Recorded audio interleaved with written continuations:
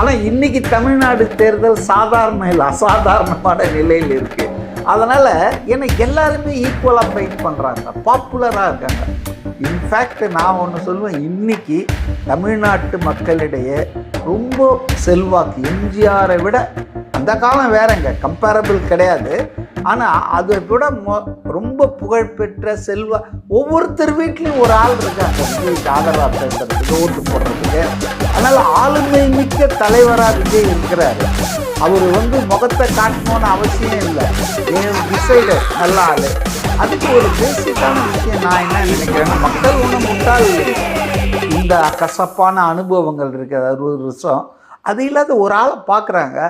இந்த ஆள் இவ்வளோ பெரிய பணம் கொழிக்கிற ஒரு துறையை தூக்கி போட்டு வரான்.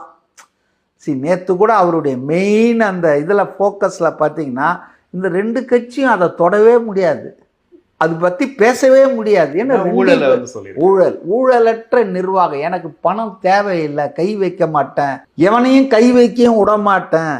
ஸோ இன்னைக்கு இந்திரா காந்தி கூட ஒரு கட்டத்தில் பார்த்தீங்கன்னா, ஊழல் என்பது ஒரு உலகளாவிய ஃபினாமினா, இது இந்தியாவில் மட்டும் தமிழ்நாட்டில் மட்டும் இல்லைங்க, அது உலகம் பூரா இருக்குது அப்படின்லாம் சொல்லி சமாளிச்சுட்டு இருக்காங்க. ஆனால் ஒரு ஆள் ஊழலற்ற நிர்வாகத்தை நான் உறுதி செய்வேன், நான் என் கையில் ஆட்சி வந்தான்னா சொல்கிறவங்க சொன்னால் அதை நம்பற முடியாது.